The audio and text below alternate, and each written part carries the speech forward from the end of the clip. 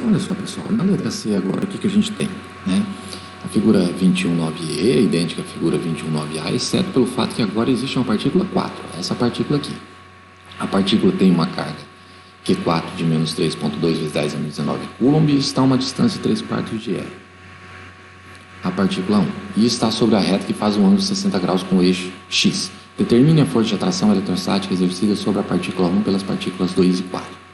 Então, novamente, pessoal, entre 1 e 2 a gente já calculou, vai ter esse vetor aqui de repulsão.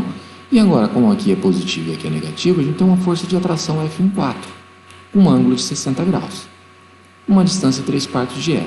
Então, para resolver o problema, novamente a gente vai resolver em termos de vetores unitários. Tá? A gente já tem o vetor unitário F12, só que a gente vai ter que determinar agora quanto que vale o F14. Para isso, primeiro vamos calcular o módulo de F14. Não tem muito segredo, é igualzinho a gente já fez até agora. Vamos pegar a equação e vamos substituir os valores. Tá? Carga 1, a carga 4 em módulo, joga aqui, faz o cálculo. Na verdade, a gente já tinha feito esse, porque as cargas são iguais, então a gente já tinha encontrado esse valor de 2,05 vezes 10 a menos 24. A força resultante sobre 1 vai ser a soma vetorial F12 mais a força F14.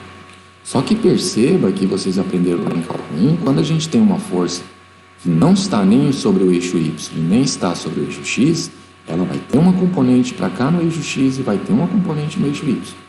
Vamos determinar essas componentes. Estão preparados? Então, vamos lá. Então, vamos refazer o desenho aqui. Perceba que agora eu tenho o vetor F14 e eu desenhei a componente na direção X e desenhei a componente na direção Y. Vamos chamar essa componente na direção X de F14 na direção X e a componente na direção Y de F14 na direção Y. Tá? Perceba que o tamanho desse vetor aqui é exatamente o tamanho desse vetor. Eu posso transladar esse vetor para cá e a gente tem aqui a formação de um triângulo retângulo. Opa, agora ficou muito fácil. Não, na verdade não é tão fácil assim, mas vocês lembram que quando a gente tem um triângulo retângulo, a gente consegue determinar aqui, pelas relações trigonométricas, quanto que vale esse cateto e quanto vale esse cateto. Basta a gente conhecer a hipotenusa. Vamos pegar, por exemplo, o cosseno do ângulo. O que é o cosseno do ângulo θ? Ele é definido como sendo o cateto adjacente, que é esse pedaço aqui, dividido pela hipotenusa, que é o F14. Então, se eu substituir o cateto adjacente por F14x e a hipotenusa por F14, que é esse vetor aqui, nós temos o cosseno do ângulo. Jogo o F14 para cá multiplicando, vou ter que F14x, que é a componente na direção x, é F14 cosseno do ângulo θ. Poderia usar o seno agora para determinar o F14y, mas já sai direto, o F14y vai ser F14 seno do ângulo θ. Porque sempre que você encontrou uma das componentes e ela depende do seno ou do cosseno, a outra vai ser o inverso. Se uma é cosseno, a outra é seno. Se uma for seno, a outra vai ser cosseno. Tá? Então, nesse caso aqui, a F14x é F14 cosseno do ângulo θ. Tá? Então, vamos lá. Então, a F14 vai ser a soma da componente na direção x, apontando na direção y, F14 cosseno de θ, e a soma da componente em y, que é essa aqui, ó, o cateto oposto, F14 seno de θ na direção j. Tá? Então, escrevemos agora o vetor F14 em termos das componentes x e y. Vamos substituir o módulo de F14 e o valor do ângulo θ para a gente encontrar o valor numérico do F14. Substituindo esses valores, você vai jogar na calculadora aí, lembrando que a calculadora tem que estar em graus, e graus na calculadora não é o Gzinho que aparece aí, é o D de degree, que é em inglês, que é graus, e você vai calcular isso aqui e vai encontrar esses valores numéricos. Então perceba que você encontrou aqui o módulo agora da força F14. Módulo não, desculpa, o vetor F14 na direção I e na direção J. Tá? Beleza, mas como que eu vou encontrar o resultante total sobre a partícula 1? Vou somar agora o vetor F12 mais o vetor F14, soma de vetores. Ó. Quando a gente escreve em vetores unitários, fica mais fácil para fazer isso. F1 resultante é o vetor unitário 12 mais o vetor unitário F14. E, componente I com componente I, nós podemos somar. Componente J não dá para somar, são diferentes. Então, eu vou somar esse com esse. Tá? Esse valor com esse valor, a gente vai obter menos 1,25 vezes 10 a menos 25 na direção I. E mais 1,78 vezes 10 a menos 24 na direção J. Esse é o vetor resultante sobre a partícula 1. Ah, professor, mas eu não queria o vetor resultante, eu queria o módulo. Você pode calcular o módulo agora. Como é que eu calculo o módulo de um vetor que vocês aprenderam lá no cálculo 1? Basta pegar, elevar esse ao quadrado e extrair a raiz. Que é isso que a gente faz aqui, usando Pitágoras. Eleva esse cara ao quadrado, e tiro a raiz e eu tenho o módulo do vetor. Percebe que agora não tem vetor aqui em cima e não aparece o i. Quando a gente está com o módulo, é apenas um valor numérico e a unidade, não aparece grandezas vetoriais. Tá? Esse é um padrão matemático que a gente deve seguir. E para calcular o ângulo? Para calcular o ângulo, vocês também vão lembrar da trigonometria. Vamos voltar no desenho. Esse ângulo θ, se eu quiser determinar, quem que é tangente desse ângulo? É cateto oposto, que está aqui, dividido pelo cateto adjacente, que está aqui. Então, utilizando a tangente do ângulo, a gente pode determinar quanto que vale o ângulo θ. Eu costumo brincar com os alunos aqui, uma piadinha sem graça, aproveitar para fazer a piadinha sem graça também. Vocês sabem a definição de tangente de θ? Tangente de θ é quando você está lá no banheiro e alguém bate na porta. Tangente. Na porta aqui que você responde lá mesmo? Tangente. Então, tá aí a tangente de θ. Tá? Desculpe aí a piadinha sem graça, infame. θ, então, é tangente a menos 1 da componente y, resultante, dividido pela componente x. Quem que é y? É essa componente. Quem que é x? É essa componente. Então, θ é tangente a menos 1 dessa componente por essa componente. E a gente vai obter aqui menos 86 graus. O que não faz muito sentido, menos 86, porque se a gente voltar no nosso vetor, olha só, quem que é o resultante? Onde que ele vai estar? Se você tem um cara puxando para cá, aonde que vai estar o vetor resultante? Vai estar mais ou menos aqui, Então, para determinar esse vetor resultante, aquele cálculo ali não foi suficiente. A gente tem que encontrar o complementar daquele ângulo ali. Como que a gente calcula o complementar do ângulo? Aí vocês podem dizer, isso é moleza, professor. Eu lembro, isso é só somar 180. Exatamente.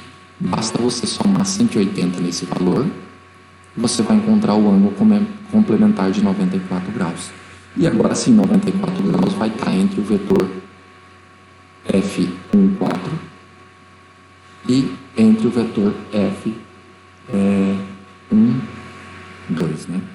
Acho que é isso. F12 e F4, exatamente. Então, esse vetor vai estar 94 graus nessa direção. Tá? Então, caracterizamos por completo este vetor. Beleza? Vamos na sequência, vamos resolver mais um exemplo. O exemplo é 21.2. A figura 21.2.10a mostra duas partículas fixas. Uma partícula tem carga Q1 igual a 8Q na origem e a outra partícula tem Q2 igual a menos 2Q em x igual a L. Em que ponto que não seja uma distância infinita das cargas, um próton pode ser colocado de modo a ficar em equilíbrio estático. Este equilíbrio é estável ou instável? Então, pessoal, a pergunta aqui é, aonde que eu posso colocar um próton? Nessa posição aqui no meio, ou nessa posição do lado de cá, para que esse próton fique em equilíbrio. Primeiro, vai ter forças atuando sobre o próton. Então, vamos imaginar o celular. Como que eu tenho um sistema em equilíbrio? Se eu puxar o celular para cá, para estar em equilíbrio, eu tenho que puxar ele para o lado de cá de novo. Ou seja, se eu tiver duas forças puxando, uma para cada lado, e essas forças têm o mesmo módulo, o sistema fica em equilíbrio. Se tiver duas para o mesmo lado, não vai ter como o sistema ficar em equilíbrio. Ele sempre vai se movimentar. Se as duas tiverem o mesmo valor, o sistema fica em equilíbrio estático. Como um objeto sobre a mesa, um computador sobre a mesa. Tem um peso para baixo, apontando, tem a normal para cima e a resultante sobre o sistema é nulo, e a gente tem, então, o sistema em equilíbrio. Então, próximo passo, já sabemos o que é o equilíbrio, vai ter que ter uma força para cada lado. Aonde que eu vou colocar essa carga? Aqui, para cá, no meio, tem que analisar as três situações. Mas, para facilitar a nossa vida, a gente vai usar um truque. O truque é o seguinte, a força não é diretamente proporcional às cargas e inversamente proporcional à distância. Quer dizer que, se é inversamente proporcional à distância, essa carga que a gente vai colocar tem que estar mais próxima da carga menor.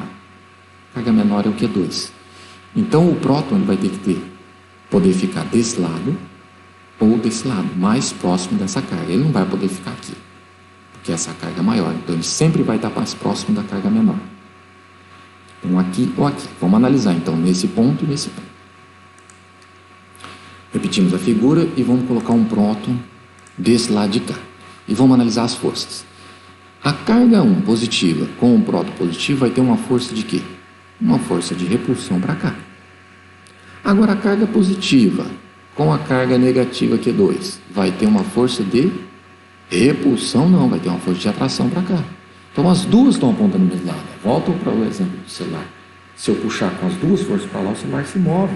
Então, essa situação aqui é uma situação que não dá para ter um equilíbrio estático. Então, essa não é válida. Então, a carga vai ter que estar do lado de cá, em algum lugar para o lado de cá. Vamos analisar para o lado de cá para ver se bate. Então, vamos jogar aqui uma posição qualquer para o lado de cá. Vamos chamar de X. Não sabe o valor. E vamos colocar as forças. A carga 2 vai estar com o próton que é positivo, sofrendo uma atração. Então, a força para cá. Em relação à carga 1, positivo com positivo, vai estar repulsão. O vetor aponta para esse lado. Então, agora, a condição é, já temos uma para cada lado, o sistema já pode ficar em equilíbrio. Qual que é a segunda condição? A segunda condição é que esse vetor aqui tem que ser igual a esse, em modo. Então, vamos igualar. F1E igual a F2E. E vamos substituir. K, Q1 vezes a carga, Q1 vezes a carga do próton, então vou colocar Q1 vezes E, que é o valor da carga, dividido pela distância ao quadrado. Distância de Q1 até E é L mais esse pedaço, L mais X ao quadrado. E do lado de cá fica K, Q2 vezes E, dividido pela distância, que agora é só esse pedacinho que é X. Então vamos lá, como é que a gente faz agora? Parte para a lei do facão. Conhece a lei do facão? A lei do facão é corta. Vamos cortar esse com esse que é igual. Vamos cortar esse com esse que é igual. São iguais, né? E repetir aqui a expressão, reescrever. Olha que bonitinho. Tá? Agora aqui, um aluno menos atento, ele ia resolver esse quadrado perfeito aqui. O quadrado do primeiro, mais duas vezes o primeiro vezes o segundo, mais o quadrado do segundo. E ia cair numa equação de segundo grau para resolver. Não está errado. Não dá para resolver do mesmo jeito. Só que é a maneira mais complicada. A maneira mais fácil de reduzir os cálculos é simplesmente você separar os termos que têm quadrado por um lado da igualdade. Vamos fazer isso. E os termos que não têm quadrado por outro. Perceba que esse Q2 veio para cá dividindo. E esse termo que estava aqui, L mais X ao quadrado, veio para cá multiplicando. Então agora eu tenho termos sem quadrado lá de cá e termos do quadrado lá de cá. E a matemática diz o quê? Que a gente sempre pode aplicar a mesma operação dos dois lados da igualdade. Então vamos extrair a raiz do lado esquerdo e extrair a raiz do lado direito. E a gente vai ter essa expressão. Olha que bonito. Agora, como esse está ao quadrado, esse está ao quadrado e aqui tem uma raiz quadrada, eu posso simplificar essa raiz com esse quadrado e com esse quadrado. Né? Lembrando que só vai desaparecer a raiz porque tanto o termo de cima quanto o de baixo estão dentro da raiz. Então vai ficar dessa forma. E agora eu substituo, né, o valor das cargas. A gente vai ter aqui na parte superior 8Q, na parte inferior 2Q. Cancelo novamente Q com Q, passa a lei do facão. 8 dividido por 2, 4. Raiz de 4, 2. 2 igual a L mais X. Passa multiplicando X. A gente tem 2x igual a L mais X. E a gente tem, então, que x é exatamente igual ao valor de L. Se a gente voltar no nosso desenho, então a gente vai ter que esse pedacinho aqui tem que valer L também, ou seja, o nosso desenho não está proporcional, a partícula estaria mais ou menos aqui, ó. Aqui assim estaria o próton. Então a distância da origem seria L, mais esse pedaço aqui que é L também. E isso vai dar então a resposta final de 2 L's. Ou seja, resolvemos um problema clássico, um problema bonito, tenho certeza que vocês gostaram. E vocês não terão dificuldade para resolver para frente, tá? E para finalizar esse capítulo, vamos falar da quantização de cargas, tá? Então, a carga elétrica, ela é sempre quantizada, significa que a gente pode sempre calcular a quantidade de cargas em excesso ou a quantidade de carga que está faltando em um determinado corpo, porque é somente os elétrons que passam de um corpo para o outro. Um corpo pode ter excesso de elétrons ou falta de elétrons, tá? Prótons não estão presos no núcleo do átomo, então ele não transfere de um corpo para o outro. Tá? Então, o excesso de carga pode ser calculado com mais ou menos ME, onde esse N é um número inteiro, e o E é a carga elementar, que pode ser o elétron ou o próton, que é 1,6 vezes 10 a menos 19 coulomb. Tá? Então, quantização de carga significa isso, que você pode sempre calcular essa quantidade de carga em excesso em um determinado corpo. Tá?